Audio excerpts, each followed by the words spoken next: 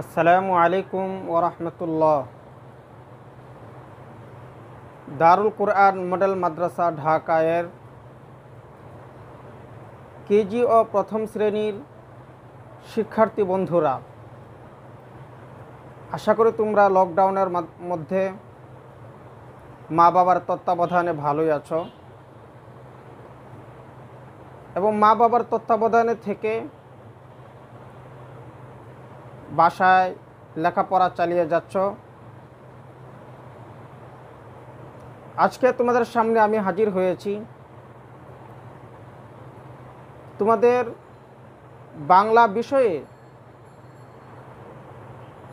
সুস্পষ্ট কিছু ধারণা দেওয়ার জন্য। বন্ধুরা, তোমরা ইতিপূর্বেই জেনেছ সব বিষয়ের একটা ফাউন্ডেশন থাকে, তেমনিভাবে প্রত্যেক ভাষারও একটি ফাউন্ডেশন রয়েছে। আর প্রত্যেক ভাষার মূল ফাউন্ডেশন হলো সেই ভাষার বর্ণমালা। আর বাংলা ভাষার বর্ণমালা সাধারণত দুই ধরনের হয়ে থাকে, এক স্বরবর্ণ, দুই ব্যঞ্জন বর্ণ। তাহলে বন্ধুরা বলতো স্বরবর্ণ কয়টি? স্বরবর্ণ মোট 11টি।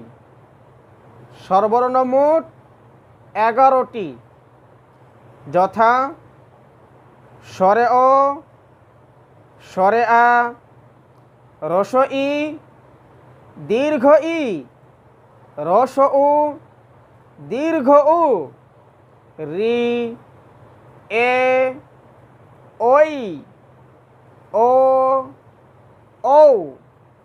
মাশাআল্লাহ, আমরা স্বরবর্ণ সম্পর্কে আমরা জানলাম। এবার প্রতিটি স্বরবর্ণ দিয়ে আমরা একটি করে শব্দ এবং একটি করে বাক্য আমরা শিখব। কেমন? আমরা পর্যায়ক্রমে অনেক বড় হয়ে যাচ্ছি। আমরা বর্ণ শিখে ফেললাম, এবার শব্দ শিখব, শব্দ থেকে আবার আমরা বাক্যে চলে যাব। কেমন? হ্যাঁ, চলো বন্ধুরা, এবার আমরা প্রতিটি স্বরবর্ণ দিয়ে একটি করে শব্দ এবং বাক্য আমরা শিখব। যেমন স্বরে অতে অজু। অজু এটি একটি শব্দ, দুটি বর্ণ মিলে একটি শব্দ হয়েছে এখানে।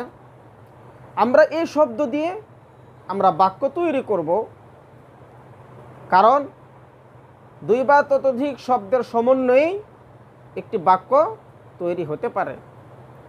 আমি চেষ্টা করব তোমাদেরকে দুই বাক্যে বা সর্বোচ্চ দুই শব্দে বা সর্বোচ্চ 3টি শব্দে তোমাদেরকে একটি বাক্য তৈরি করে দেখাতে, যাতে করে তোমাদের আয়ত্ত করা সহজ হয়, বোঝা সহজ হয়। হ্যাঁ বন্ধুরা, শরীয়তে অজু, অজু শব্দ থেকে যদি আমরা বাক্যে যাই তাহলে আমরা বলবো অজু কর। যেমন আমরা 5 ওয়াক্ত নামাজের আগে অজু করি। শরিয়াতে ইলিশ, শরিয়াতে আম, আম খাই। রসইতে ইলিশ, ইলিশ আনি। দীর্ঘ ইতে ঈগল পাখি। ঈগল কি? একটি পাখির নাম। রস উতে উট চলে। দীর্ঘ উতে উষা কালে। প্রভাতে সকালে আমরা কোরআন পড়ি।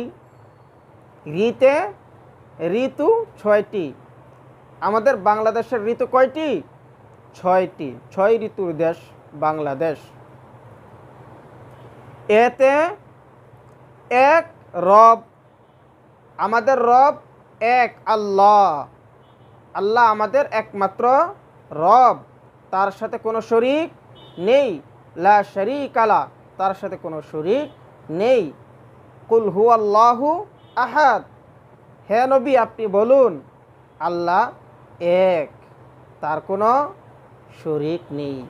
আল্লাহুস সামাদ, আল্লাহ অমুখাপেক্ষী, তিনি যা চান তাই তিনি একাই করতে পারেন, তার কোনো কারো সাহায্যের প্রয়োজন পড়ে না।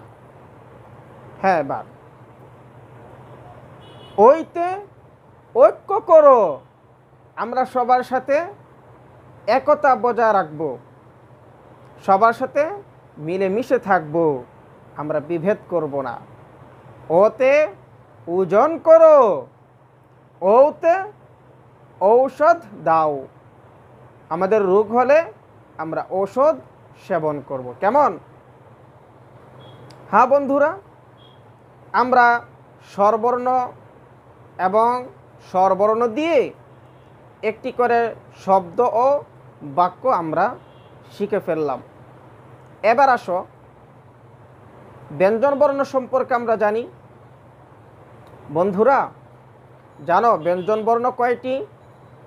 ব্যঞ্জনবর্ণ 39টি। ব্যঞ্জনবর্ণ কয়টি? ব্যঞ্জনবর্ণ মোট 39টি।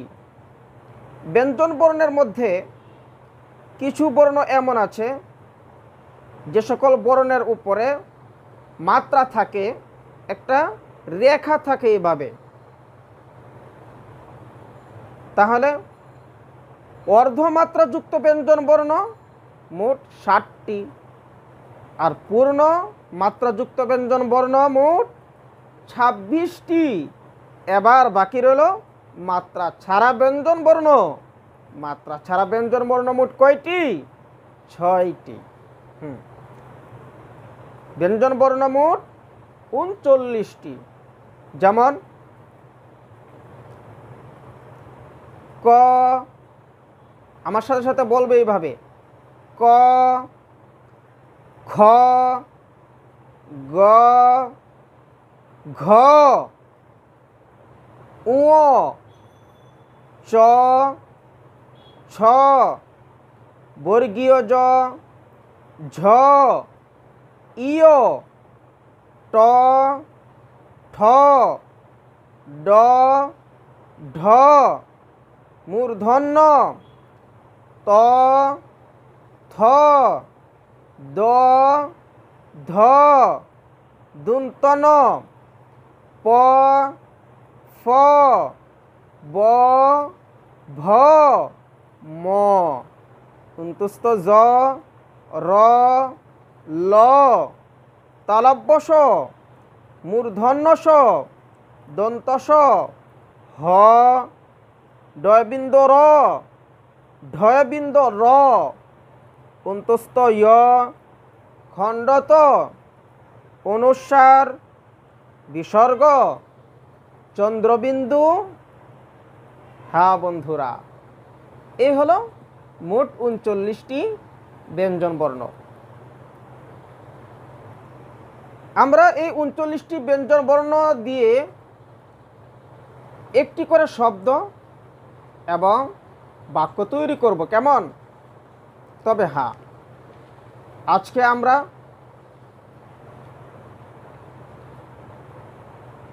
আজকে আমরা মূর্ধন্য পর্যন্ত প্রতিটি বর্ণ দিয়ে একটি করে শব্দ এবং বাক্য তৈরি করব। কেমন? হ্যাঁ চলো। যেমন ক, কতে কলম। আর যদি এটাকে আমরা বাক্য বানাই তাহলে কি হবে? কলম ধরি। আমরা কলম ধরে কি লিখি? হ্যাঁ, কতে কলম ধরি, খতে খবর পড়ি, গতে গম কিনি, ঘতে ঘর বানাই, ওতে রং সুন্দর। কত ধরনের কত রং! আল্লাহ তাআলা এই পৃথিবীকে কত বৈচিত্র্যময় করে না সৃষ্টি করেছেন। কোনোটা সবুজ, কোনোটা আবার হলুদ, কোনোটা আবার লাল। এক একজনের কাছে এক একটা সুন্দর। সুবহানাল্লাহ। চ চাঁদ হাসে, ছতে ছবি আঁকি, বর্গীয় জতে জল নামে, ঝতে ঝড় থামে। তারপরে ইয়োতে মিয়া ভাই ডাকে। বড় ভাই ডাকে, কিসের জন্য ডাকে জানো?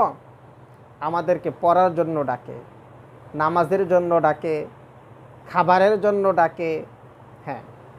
টতে টুপি পরো, আমরা টুপি পরব। টুপি পরলে দেখতে সুন্দর লাগে। ঠতে ঠিকানা বলো, ডতে ডাব খাই, ঢতে ঢাকায় থাকি। বাংলাদেশের রাজধানী ঢাকা, আর আমরা কোথায় থাকি? ঢাকায় থাকি। মূর্ধন্যতে হরিণ, হরিণ দেখতে সুন্দর, হরিণ দেখতে সুন্দর। আমরা হয়তো অনেকেই চিড়িয়াখানায় গিয়েছি, আমরা হরিণ দেখেছি। কতই না চমৎকার, কত সুন্দর এক সৃষ্টি হরিণ, অনেক সুন্দর দেখতে। হ্যাঁ, এই পর্যন্ত আমরা ব্যঞ্জনবর্ণ দিয়ে শব্দ এবং বাক্য তৈরি করব, বারবার পড়ব এবং লিখব। পরবর্তী ক্লাসে বাকি অংশটুকু আমরা শিখে নেব, কেমন? হ্যাঁ, এবার আসো বন্ধুরা, বাক্য তৈরি করতে হলে আরেকটি বিষয়ের বিশেষ প্রয়োজন, সেটি হলো কার চিহ্নগুলো আমাদের জানা প্রয়োজন। কার চিহ্ন ছাড়া আমরা বাক্য সহজে তৈরি করতে পারবো না। যেমন আমরা প্রথমে বর্ণমালা পড়েছি, আলিফ, বা, তা, সা, জিম।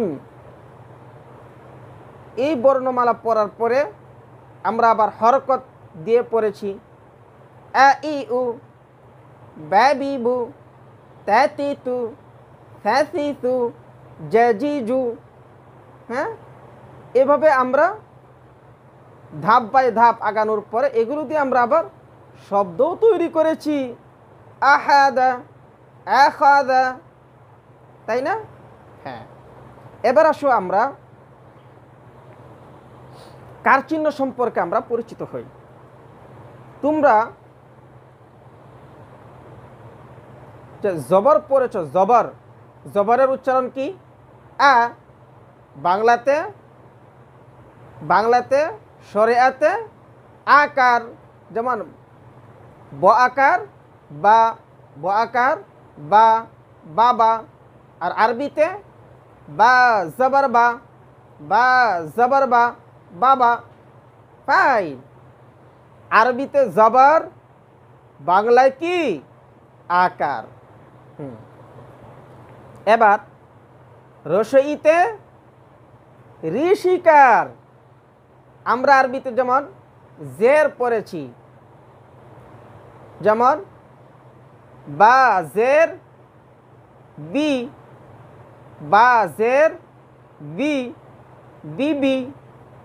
অনুরূপভাবে আমরা যদি বাংলায় বলি, রসইতে ঋষিকার, ব ঋষিকার বি, ব ঋষিকার বি, বিবি। বাস হয়ে গেল। আমরাতে যেমন পেশ পড়েছি, বা পেশ বু, বাংলাতে হলো রুসুকার, বা পেশ বু, বা পেশ বু, বুবু। আর যদি আমরা বাংলায় বলি, বরু সুকার বু, বরু সুকার বু, বুবু। বাস হয়ে গেল। হ্যাঁ, এবার আসো আমরা কার চিহ্ন সম্পর্কে আমরা পরিচিত হই, কেমন? হ্যাঁ, শরিয়াতে আকার, রস ইতে ঋষিকার, দীর্ঘ ইতে দীর্ঘিকার, রস উতে রুসুকার, দীর্ঘ উতে দীর্ঘকার, দীর্ঘ উতে কি দীর্ঘকার, রিতে রিকার, এতে একার, ওতে ওকার। এভাবে আমরা কার চিহ্নগুলো মুখস্থ করে নিব। ওতে ওকার, ওতে ঔকার। এভাবে আমরা প্রতিটি কার চিহ্ন দিয়ে আমরা শব্দ তৈরি করব কমপক্ষে। চলো এবার আমরা কমপক্ষে 4টি শব্দ তৈরি করে ফেলি। যেমন সরেয়াতে আকার, বাবা, চাচা, মামা, খালা, জামা। রসইতে ঋষিকার, পড়ি, লিখি, ছবি আঁকি। তারপরে দীর্ঘইতে দীর্ঘিকার, দীর্ঘইতে কি দীর্ঘিকার। যেমন নদী, তীর, শীত, গীত। তারপরে রুসৌতে রুসুকার, যেমন কুকুর, মুকুল, দুপুর, ফুল। দীর্ঘউতে দীর্ঘকার, যেমন ময়ূর, নূপুর, সূর্য, দুপুর। কেমন? হ্যাঁ।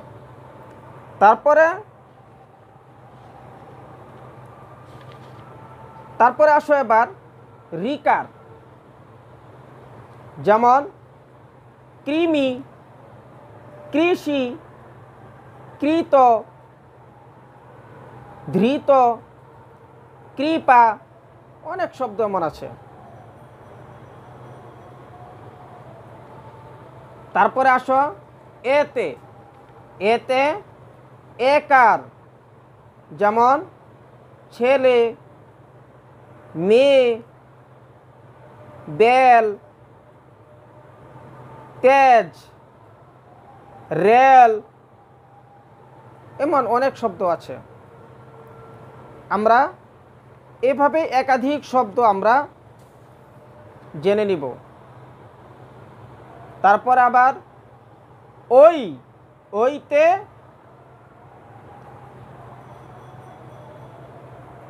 ওইতে ওইকার। যেমন তৈল, খৈল, চৈতি, তৈরি। এভাবে আমরা শব্দ জেনে নেব। তারপরে আছে ও, ওতে ওকার। যেমন দোষ, ভোগ, চোর, জোর, সুম ইত্যাদি। তারপরে ও, ওতে ঔকার। যেমন মৌন। তারপরে ধৌত। তারপরে চোর, দৌড়, গৌর। এমন অনেক শব্দ আছে। কেজির বন্ধুরা, তোমাদের বইয়ে অনেক সুন্দর সুন্দর শব্দ দেওয়া আছে কার চিহ্ন দিয়ে। তোমরা কার চিহ্ন দিয়ে বানান করে করে পড়বে। যেমন তোমাদের 12 নম্বর পৃষ্ঠায় কার আকার দেওয়া আছে, আকার। তোমরা এভাবে আকার দিয়ে প্রতিটি বর্ণের পরে আকার দিয়ে দিয়ে শব্দ তৈরি করবে। কেমন? যেমন আছে ক আকার কা, ব আকার বা, কা বা, ব আকার বা, ব আকার বা, বা বা, থ আকার থা, ব আকার বা, থা বা, এভাবে বানান করে করে পড়বে। আবার যদি 3 বর্ণে যাই তাহলে দেখো ক আকার কা, ল আকার লা, কালা, ম, কালাম, হ আকার হা, ল আকার লা, হালা, ল, হালাল। এভাবে তোমরা বানান করে পড়বে। কেমন? এভাবে যখন নাকি তোমরা শব্দ বানান করতে পারবে, তারপর তোমরা বাক্য বানান করতে পারবে, যেমন পড়তে তখন তোমাদের অনেক ভালো লাগবে। কোরআন আল্লাহর কালাম, হালাল খাবার খাও, কারণে ফুল ফুটে, ফুলের বাগানে কি ফুটে? ফুল ফুটে। সত্য ধারণ করো, আহার করো, কথার বাহার রাখো, বাগান করো, এভাবে তোমরা পড়বে। তো বন্ধুরা, আমরা কার চিহ্ন সম্পর্কেও আমরা জানলাম। আজকের এই পড়াতে আমরা কি কি শিখলাম? স্বরবর্ণ এবং স্বরবর্ণ দিয়ে একটি করে শব্দ ও বাক্য, ব্যঞ্জনবর্ণ, ব্যঞ্জনবর্ণ দিয়ে একটি করে শব্দ এবং বাক্য, এবং কার চিহ্ন, কার চিহ্ন দিয়ে কমপক্ষে 4টি করে শব্দ। এবং তোমাদের পাঠ্য বইয়ে যে শব্দগুলো আছে এই সব শব্দগুলো তোমরা আয়ত্ত করবে।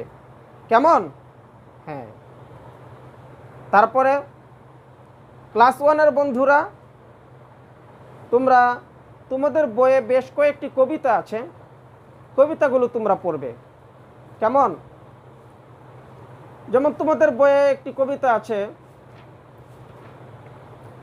ইতল বিতল। ইতল বিতল কবিতাটি লিখেছেন সুফিয়া কামাল। ইতল বিতল গাছের পাতা, গাছের তলায় ব্যাঙের ছাতা, বৃষ্টি পরে ভাঙ্গে ছাতা, ডুবাই ডুবে ব্যাঙের মাথা। বৃষ্টি আসলে ব্যাঙরা অনেক খুশি হয়, ওরা সুখের গান গায়। দেখো অনেক সুন্দর আওয়াজ করে এরা, এটা মূলত এরা আনন্দে গান গায়। বৃষ্টি পড়লে আমাদের সবার অনেক ভালো লাগে, অনেক ভালো লাগে। বৃষ্টির দৃশ্য অনেক সুন্দর। তোমরা এই কবিতাটি বারবার পড়বে এবং লিখবে। কেমন? কেজি এবং 1-এর পড়া মোটামুটি একই ধরনের, এই জন্য আজকের এই পড়া থেকে তোমরা পড়াগুলো কমপ্লিট করে ফেলবে, তাহলে তোমরা পরীক্ষায় অনেক ভালো করতে পারবে। কেজির বন্ধুরা,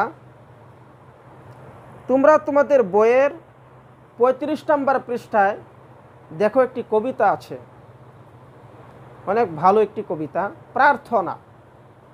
প্রার্থনা কবিতাটি লিখেছেন গোলাম মুস্তফা। আমরা এই কবিতাটি মুখস্থ করব এবং বারবার পড়ব, লিখব। হ্যাঁ, চলো বন্ধুরা, এবার আমরা কবিতাটি পড়ি। প্রার্থনা, গোলাম মুস্তফা। অনন্ত অসীম প্রেমময় তুমি, বিচার দিনের স্বামী। যত গুণগান হে চিরমহান, তোমারই অন্তর্যামী। দুলুকে ভুলুকে সবারই ছাড়িয়া, তোমারই চরণে পরি লুটাইয়া। তোমারই সকাশে যাচি হে শকতি, তোমারই করুণা কামি। এভাবে আমরা কবিতাটি মুখস্থ করে নেব। তো বন্ধুরা, আর একটি ছোট প্রশ্নে আমরা আসি।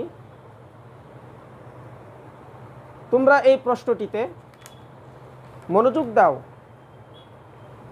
5টি প্রশ্ন করা হবে, 5টি প্রশ্নে তোমরা উত্তর লিখবে। 1, কে তোমাকে সৃষ্টি করেছেন? বলো তো দেখি, কে তোমাকে সৃষ্টি করেছেন? আমাকে আল্লাহ সৃষ্টি করেছেন। 2, তুমি মা বাবার সাথে কেমন আচরণ করো? আমি আমার মা বাবার সাথে ভালো আচরণ করি। 3, তোমাদের দেশের নাম কি? আমাদের দেশের নাম বাংলাদেশ। আমাদের দেশে কয়টি ঋতু আছে? আমাদের দেশে 6টি ঋতু আছে। তুমি কোন শ্রেণীতে পড়ো? আমি কেজি বা প্রথম শ্রেণীতে পড়ি। হ্যাঁ বন্ধুরা, তোমরা ভালো থাকো, সুস্থ থাকো, মা বাবার কথা মতো তোমরা চলবে, মা বাবাকে কষ্ট দিবে না।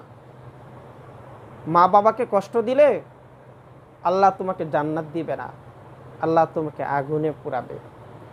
এজন্য মা বাবাকে কষ্ট দিবে না, মা বাবার কথা মতো চলবে, বড়দেরকে সম্মান করবে, ছোটদেরকে স্নেহ করবে। কেমন? হ্যাঁ বন্ধুরা, সময় মতো নামাজ পড়বে এবং পড়ার সময় পড়বে, খেলার সময় খেলবে। ভালো থাকো, স্বাস্থ্যবিধি মেনে চলো, বাসার বাইরে কখনো বের হবে না। কেমন? আল্লাহ হাফেজ। আসসালামু আলাইকুম ওয়া রাহমাতুল্লাহি ওয়া বারাকাতুহু।